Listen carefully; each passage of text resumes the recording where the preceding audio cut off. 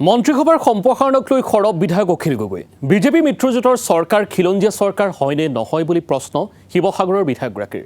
দুজনকৈ হিন্দীভাষী বিধায়কক মন্ত্ৰী পাতিলে কিন্তু কোচ ৰাজবংশীৰ এজনো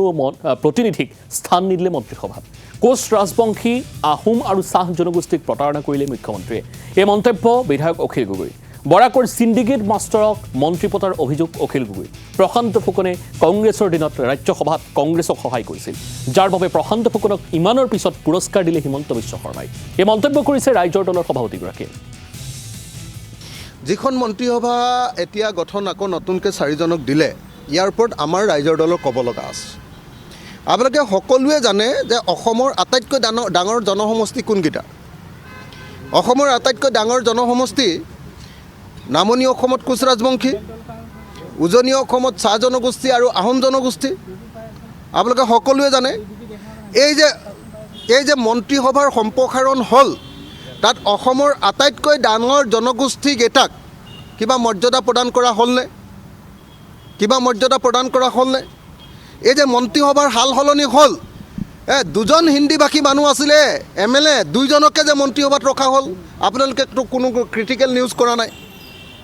মই হিমন্ত বিশ্ব শৰ্মাক সুধিব খুজিছোঁ যে আজিৰ বিজেপি চৰকাৰখন অসমৰ খিলঞ্জীয়াৰ চৰকাৰ নহয় নেকি তেওঁ দেশকৈ ক'ব লাগে যে এখন হিন্দীভাষীৰ চৰকাৰ নেকি এখন অকল বৰাক উপত্যকাৰ মানুহৰ চৰকাৰ নেকি আজি যেতিয়া বৰাক উপত্যকাৰ মানুহ এজন নাইকিয়া হৈ গ'ল তেতিয়া লগে লগে বৰাক উপত্যকাৰ কাৰণে তেওঁ মন্ত্ৰীসভাখন হাল সলনি কৰি দিলে তেওঁক চিণ্ডিকেট কৰা মানুহ লাগে হয়নে নহয় বৰাকৰ যি দুজন মানুহ লৈছে এই দুইজন চিণ্ডিকেটৰ মাষ্টৰ হয়নে নহয় কালেকশ্যন মাষ্টৰ হয়নে নহয় বৰাকৰ যি দুজনক মন্ত্ৰী লৈছে দুইজন চিণ্ডিকেট মাষ্টৰ হয়নে নহয় হিমন্ত বিশ্ব শৰ্মাক চিণ্ডিকেট মাষ্টৰ লাগে নহয় জানো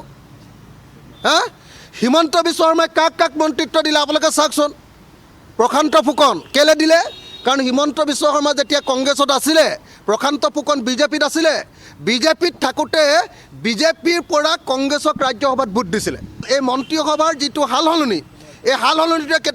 কেইটামান কথা প্ৰমাণ কৰিলে যে অসমৰ আটাইতকৈ ডাঙৰ জনগোষ্ঠী আহোমসকলক গুৰুত্ব নিদিয়ে আহোমসকলৰ এজন প্ৰতিনিধি